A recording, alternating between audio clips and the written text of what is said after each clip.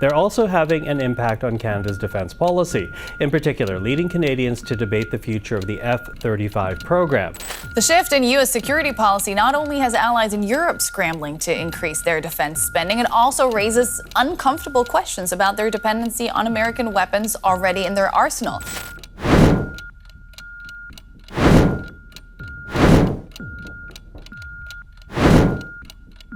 Canada says that it will reconsider buying the plane, and so will Germany. Why is this happening? What does this mean for America's most expensive defense program, and what alternatives do countries have? While fifth-generation fighter jets are still considered the most advanced technology in many countries around the world, the sixth-generation concept is quietly gaining traction. In particular, the cost, supply, and political challenges associated with the F-35 Lightning II program are encouraging European countries to develop their own sixth-generation fighter jets. The new project, developed under the name Global Combat Air Program, is laying the foundations for the future fighter jet in a partnership between the United Kingdom, Italy, and Japan. While France, Germany, and Spain are pursuing a similar goal with their Future Combat Air System project. We will now examine the crisis elements of the F-35 in Europe, the concept of sixth-generation aircraft, how initiatives such as the Global Combat Air Program and Future Combat Air System serve as alternatives, and what these developments mean within NATO. We will also question the debates surrounding the F-35 during the Donald Trump era, and their implications for European defence strategy. The F-35 Lightning II is a fifth-generation fighter jet developed by a consortium led by the US, featuring stealth, network-centric warfare and multi-role capabilities. Since its initial design, the F-35 has become a multi-billion-dollar project and has been chosen by many NATO countries. However, as the program progressed, issues such as costs, software problems, logistical challenges, and delivery delays sparked significant criticism. During the Trump administration, the F-35 project frequently made headlines both within the US and on the international stage. Donald Trump threatened to cut the defense budget, citing the high cost per aircraft, and entered into negotiations with Lockheed Martin. Trump used the F-35 program as a political bargaining chip by demanding that NATO allies pay a larger share of defense costs. Additionally, reports emerged about a kill switch allegedly embedded in the F-35s. This suggested that Washington could effectively control the aircraft purchased and operated by buyer nations. Some European countries felt that the F-35 overshadowed their national industries, kept technical secrets under US control, and had become a dominant supplier due to rising costs. Countries with strong aviation traditions, such as France and Germany, began asking, why not develop our own advanced aircraft? Smaller countries approached the F-35 with caution due to logistical challenges and maintenance costs. In this regard, the F-35 crisis is not merely technical or economic, but also a geopolitical phenomenon. Europe seeks to reduce its dependence on the US, strengthen its defense industry, and gain a say in sixth-generation aircraft technology. In this context, projects such as the Global Combat Air Program and the Future Combat Air System are gaining momentum.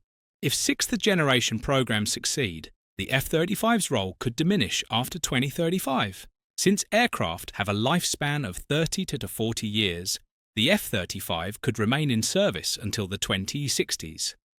However, the transition to systems like GCAP or FCAS could accelerate after 2040. This could raise questions about the modernization costs of the F-35 amid a new wave of technology. Additionally, if criticism of the F-35 by leaders like Donald Trump continues under new US administrations, NATO countries' desire for more balanced military relations with the US could drive European sixth-generation projects forward. What are the differences between the fifth and sixth generations? Fifth-generation aircraft are defined by stealth capabilities, advanced sensor fusion, network-centric data links, and supersonic capabilities. The sixth generation aims to take these capabilities further by incorporating AI-assisted cockpit management, unmanned or optional manned operation modes, advanced drone swarm integration, hypersonic weapon integration, and more advanced stealth and radar jamming capabilities. Additionally, the sixth generation concept typically involves the flying platform operating not alone, but in teams with drones or loyal wingman structures. Why the sixth generation now? The most important reason is the rapid pace of technological advancements. Electronic warfare, artificial intelligence, sensors, and data processing capabilities have made tremendous strides in the last 10 years. In addition, rival countries such as China and Russia are pursuing similar moves. The West is preparing for the sixth generation out of concern that its fifth generation aircraft will not remain superior for long enough. In this context, it is necessary to take a closer look at the birth of the Global Combat Air Programme.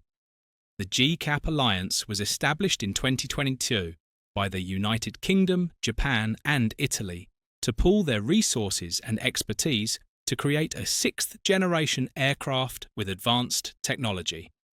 The three-nation organisation had previously announced that the aircraft's first flight would take place in 2027 and that it would be ready for service by 2035. This was an ambitious timeline. The planned combat air system will primarily consist of fighter jets and unmanned add-ons.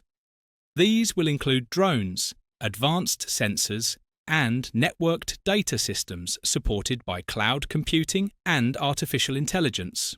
The crewed sixth-generation fighter jet will be equipped with state-of-the-art technology, including advanced radar and potentially high-powered microwave capabilities. It will be designed for long-range combat. Last July, at the Farnborough International Air Show, the three GCAP partner countries unveiled a new concept model for their future fighter jets. The specific concept model featured a wider wingspan than previously unveiled designs, aimed at improving the aerodynamics of future fighter jets. The three member countries officially established the GCAP International Government Organisation, GIGO, by ratifying the GCAP agreement. This organisation is responsible for overseeing the development of the new generation fighter jet, defining capability requirements, and managing the industrial framework. GIGO's headquarters will be in the United Kingdom, and its chairman will be a Japanese official. Italy is expected to provide the first leader of the company associated with GIGO. This leader will include Leonardo from Italy, Mitsubishi Heavy Industries from Japan, and BAE Systems plc from the United Kingdom. According to GCAP partners, the aircraft will be among the world's most advanced, network-connected, multi-role, and interoperable fighter jets. Thanks to its software-enabled interactive cockpit, integrated sensor suite, smart weapon system, and next-generation radar, the new generation fighter jet will provide more data, enhancing situational awareness. The program aims to replace the Eurofighter Typhoon used by the Italian Air Force and the Royal Air Force, as well as the Mitsubishi F-2 used by the Japanese Air Self-Defense Force. The three-nation Global Combat Air Platform program aims to place an order for 350 units by 2035. Due to the United Kingdom's decision to phase out 30 older Tranche 1 Eurofighters by 2027, and the lack of a decision on additional orders, London's requirement could be approximately 107 aircraft, or the same number of later versions of the Typhoon operated by the RAF. Italy currently operates approximately 93 Eurofighter aircraft, and plans to order 24 Tranche 3 models in 2024 to replace older aircraft expected to be phased out. Japan, meanwhile, holds approximately 90 Mitsubishi F-2 fighter jets, which are planned to be integrated into the GCAP by 2035. When combining the three existing fleets of Italian and British Eurofighters with planned upgrades, there is a minimum requirement for approximately 290 fourth-generation fighter jets to be replaced with the GCAP platform. The distribution of the additional 60 GCAP aircraft is currently unknown. Each partner country may opt to acquire slightly more GCAP fighters to replace its own national fourth-generation aircraft, potentially reaching approximately 110-120 aircraft per country. Furthermore, the GCAP group aims to gain an export-focused first-mover advantage in the sixth-generation fighter aircraft market. Given Trump's conditions and requirements for exports, this may have become easier. The GCAP represents an effort by the European defence industry to break free from US dominance to some extent. The United Kingdom and Italy, despite being current F-35 customers, are pursuing economic and technological gains by stating, "We will jointly build the next generation." Japan's participation adds a global dimension to the project. The high maintenance costs, software dependency, and spare parts issues associated with the F-35 could make GCAP more attractive. Of course, financing remains a major challenge.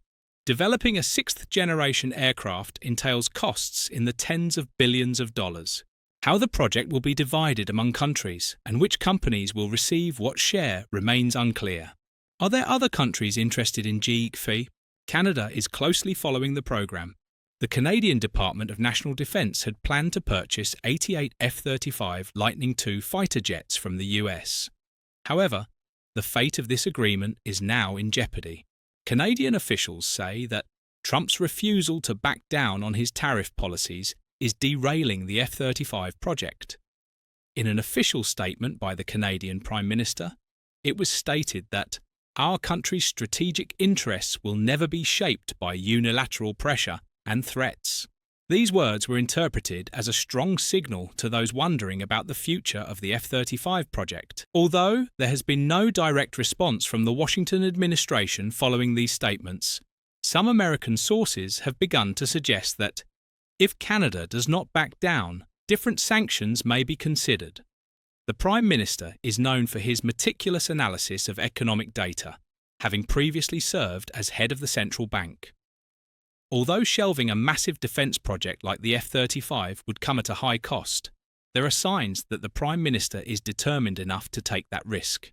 The Defence Minister stated that Ottawa is evaluating possible alternatives to the purchase of Lockheed Martin's fifth-generation jet aircraft, valued at $13.2 billion. The Minister's statement suggests that the first batch of F-35s could be accepted, but the remainder of the fleet could consist of European aircraft such as the Swedish-made Saab Gripen. While Canada evaluates alternatives, the United Kingdom is taking a critical step. The United Kingdom has indicated that it is open to accepting Canada into its sixth-generation Global Combat Air Programme. The possibility of Canada joining the GCAP was raised in a written parliamentary inquiry dated March 25, 2025, by David Chadwick, a British Liberal Democrat MP from Brecon, Radnor and CWM Tor. Chadwick asked whether the UK Ministry of Defence was considering inviting Canada to join the GCAP. The Defence Secretary stated that while Canada is not an official participant, the United Kingdom, Japan and Italy are open to collaborating with additional countries, provided that such cooperation does not delay the programme schedule and contributes to the development of future military capabilities. This indicates a potential pathway for Canada's participation. Analysts have noted that Canada could be a suitable candidate due to its membership in the Five Eyes Intelligence Alliance and its strong defence ties with the United Kingdom. In addition, Canada's recent procurement of F-35A aircraft will make its fleet compatible with those of GCAP countries that operate or plan to operate the same aircraft. Canada, meanwhile, is eager to develop a sixth-generation multi-role fighter jet by 2035. Sweden and Saudi Arabia have also explored the possibility of joining, but both have faced challenges. Sweden initially entered into talks regarding the Tempest program. However, delayed fighter jet replacement plans made it difficult to commit fully. Ultimately, Sweden decided not to join GCAP and instead focused on the Gripen fighter jet program. Saudi Arabia remains strongly interested in joining GCAP, particularly to develop its own defence industry.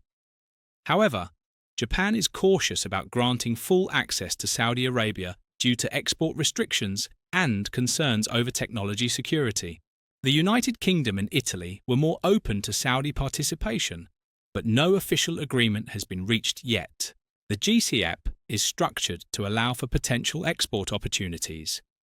As a result, Japan has had to revise its strict arms transfer rules to align with the policies of the United Kingdom and Italy.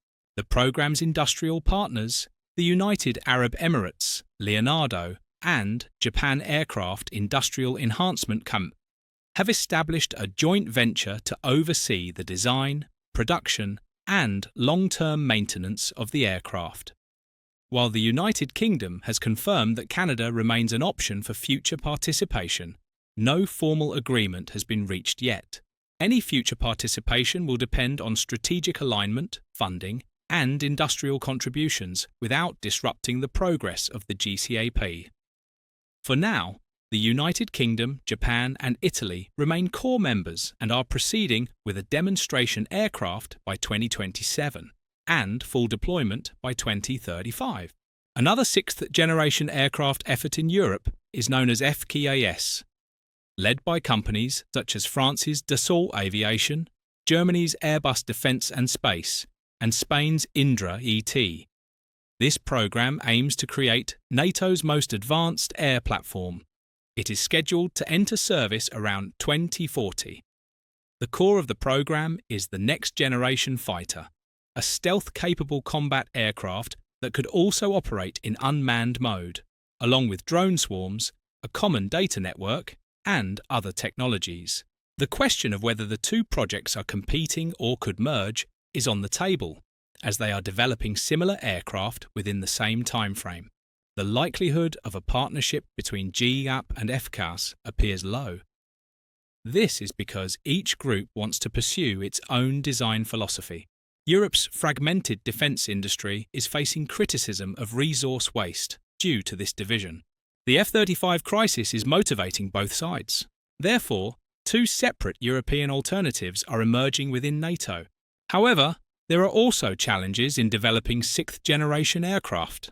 Considering that even fifth-generation aircraft have cost hundreds of billions of dollars, the R&D costs for sixth-generation aircraft could be enormous. For example, the development cost of the F-35 exceeded $400 billion. It is argued that GCAP or FCAS will require budgets of similar magnitude, with some analysts even suggesting they could reach $500 billion. Whether the European economy can collectively allocate such resources and how financial burdens will be shared among members remain open questions. The sixth-generation concept requires an artificial intelligence system at the level of a flying computer. We are talking about a system that can process data from numerous sensors on the battlefield in real time, manage drone swarms, assist pilots, or even launch autonomous attacks. How successful will European countries be in developing such a comprehensive software ecosystem? The US has faced software issues even with the F-35. Therefore, data security and code integration are among the biggest challenges. European projects like GCAP and FCAS are not closed to external partners. GCAP already includes Japan. South Korea is developing its own fifth-generation project, the KF-21 Boromai, but may seek international cooperation for the sixth generation. Middle Eastern countries like Saudi Arabia could join such a project with a large budget. This would provide additional funding for the project, but complicate issues related to technology sharing and political sensitivities. Russia is struggling to move the Su-57 into full-scale production, and its official projects for a sixth-generation aircraft remain highly uncertain. China, meanwhile, may be conducting R&D behind closed doors for a sixth-generation aircraft following the J-20. Europe's advancement of its own sixth-generation programs could prompt Russia and China to rush in a similar direction. This would accelerate a global aircraft revolution. The presence of numerous different aircraft models within NATO could complicate logistics and joint operations. As diversity increases with aircraft like the F-35, Eurofighter Typhoon, Rafale, Gripen, GCAP, and FCAS, maintenance and spare parts issues become more complex. On the other hand, maintaining NATO's Common Data Link standard will be critical for integrating sixth-generation aircraft. Allies must ensure their aircraft operate seamlessly against a common enemy. How will the US view Europe's sixth-generation plans? On one hand, enhanced European defence capabilities are positive for NATO. On the other hand, the F-35's market share could shrink. Boeing or Lockheed Martin may seek to compete or collaborate on new projects in Europe. The US government has been urging NATO member countries to invest more in defence. But if this investment goes toward independent European projects rather than its own industry, it could have mixed results for the US. In summary, the issues dubbed the F-35 crisis have pushed Europe toward its own sixth-generation fighter jet projects. GCAP and FCAS are concrete manifestations of this search. Both projects aim to enter service after 2035-2040, meaning that complete replacement is not yet on the table during the 2020s and 2030s, when the F-35 will remain operational. However, technological breakthroughs expected between 2025 and 2030 will pave the way for sixth-generation aircraft equipped with artificial intelligence-enabled manned-unmanned hybrid flight capabilities and drone swarm management. When this happens, the F-35 will face a true rival. The political benefits of this process include strengthening Europe's strategic autonomy, deterring threats such as Russia, and ensuring that Europe has defence technology on an equal footing with the US within NATO. No project is without its challenges. GCAP and FCAS face significant funding requirements, political consensus challenges, and high technical risks. If successful, they will usher in a new era in European aviation history. If not, they will face criticism similar to that of the F-35. Therefore, the phrase, "the F-35's throne," symbolises the beginning of a new era of competition rather than a definitive conclusion. Do you think Europe can sustain these projects, or are the technology and cost barriers too great? Will the US's F-35 updates intensify this competition? How will the power balance within NATO be affected by these initiatives? Share your thoughts, subscribe to our channel, and don't forget to like. Thank you for watching.